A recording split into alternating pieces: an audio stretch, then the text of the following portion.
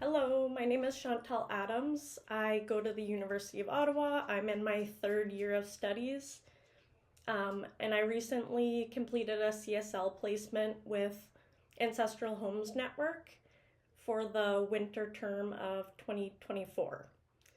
I just wanted to discuss a little bit about my experience with AHN and my thoughts, comments regards to that, and how my experience went learning a new field of research.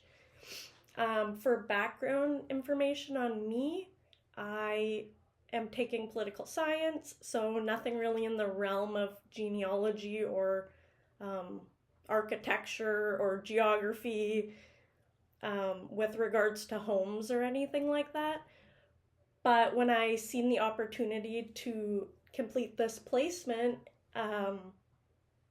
I took it and ran. So my initial thought about AHN was, whoa, this sounds like such a cool idea, and it should be easy to, find information and comprise it, combine it, and add it into their network. I soon found out that this type of research takes quite a bit of time, effort, and double checking everything.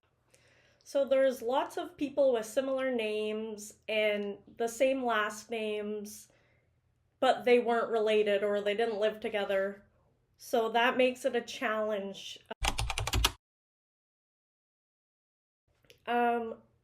And initially I didn't really know too much about my own genealogy. My mom was adopted and my dad, it kind of lost touch with the historical background of his ancestors, his great-grandparents. We knew they came from Germany, but we didn't, I don't know much beyond that. So with the mission of AHN and their youth outreach vision, as somebody who is a young student, it really was eye-opening.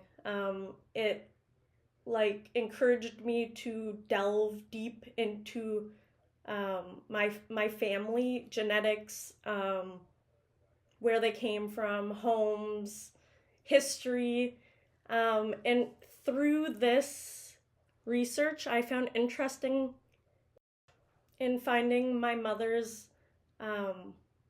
birth parents. So it originally started by me talking about AHN to my mom, and she was like, oh, that's really cool. I'm wondering where my own family came from or lived or whatever, because we are from a small northern Ontario city called Sault Ste. Marie. So we were just curious, where did her family come from?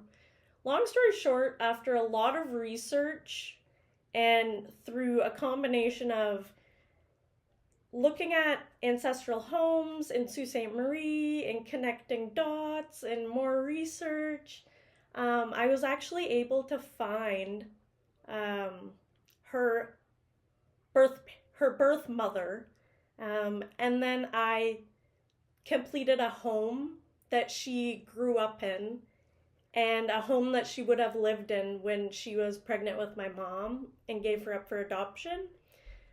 And it was just a really interesting and eye-opening connection, kind of. I'm not sure if that's the word, but to feel connected in knowing where she lived, the walls she looked at every day, the location, which was actually only 5 minutes from where I grew up. So it was honestly it can't be easily explained in a 5-minute video. But that was a really enlightening experience, and yeah, it really opened me up to searching all of my family on both sides, what homes that they've built, adding them to the database, and even homes that are new, I feel like the ancestral home portion of it makes people think that it's only homes that are 300 years old or like older.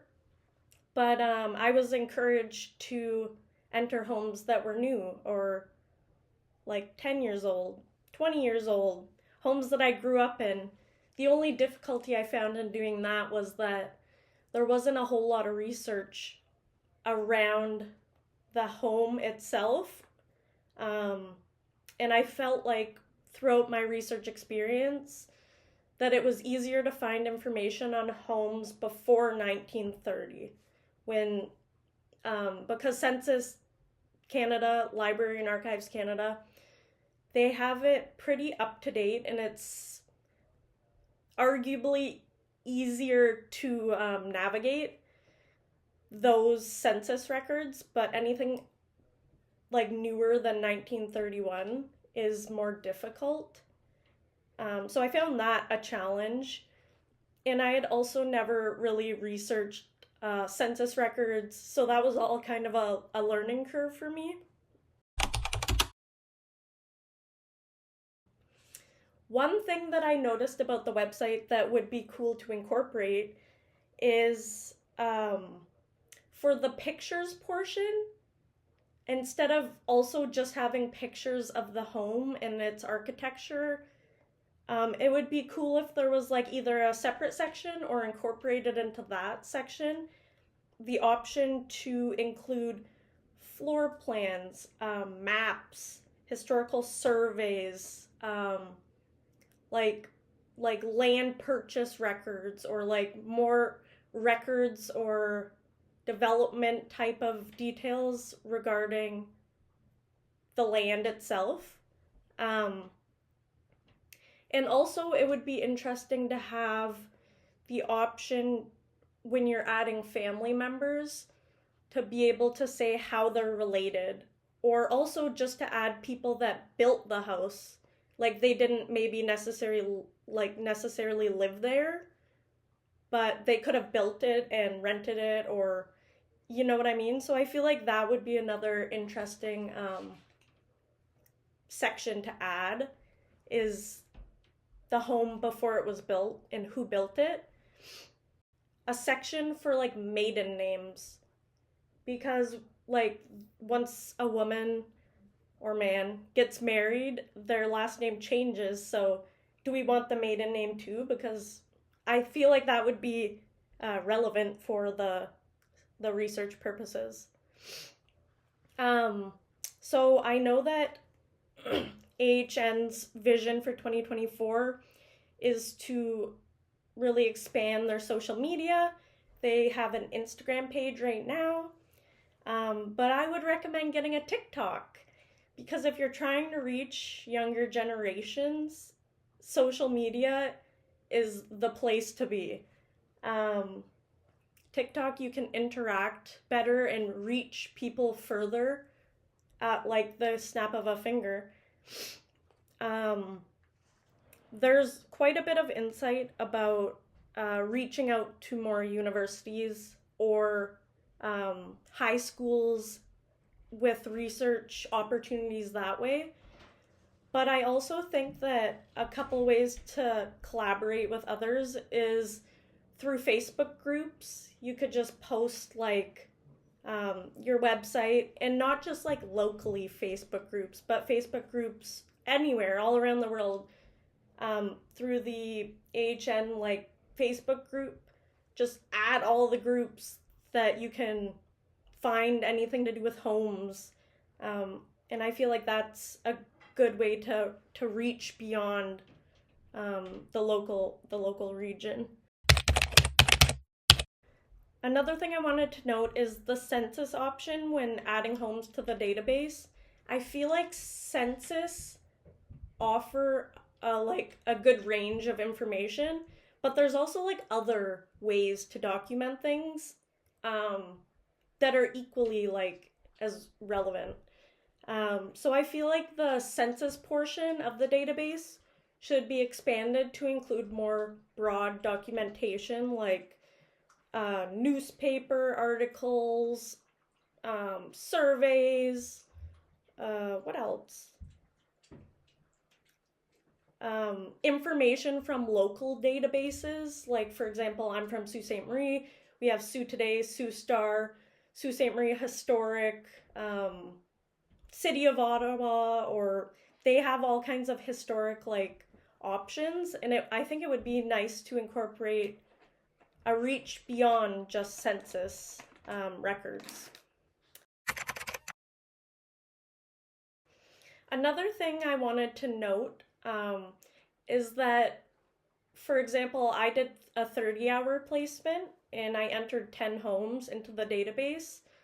And I found I spent way more than 30 hours, which is not a bad thing because I was just like immersed in the research process. But I think it's important to note like quantity over quality or quality over quantity. Like, what is the goal? Would it be better to have 10 homes that don't have as much information, or maybe 7 homes that you're able to add more information? Because I found that the 30 hours and 10 homes, I would get started on a home, I'd spend maybe 5 or more hours doing it, and I really wanted to get as much information as I could into it. But ultimately, I was trying to stay within the 30 hours. That didn't happen, but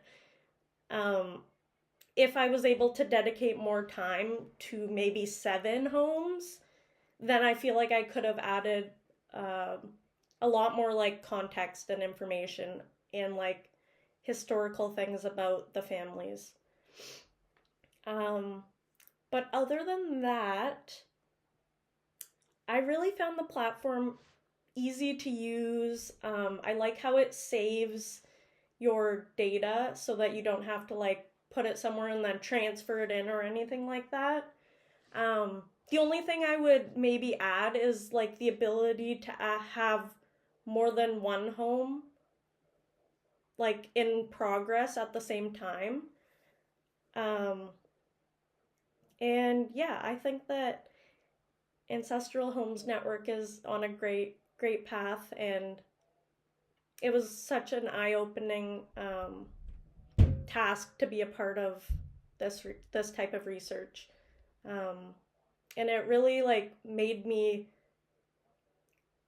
feel how interested I am in this type of study, which I probably never would have had without this placement. So thank you.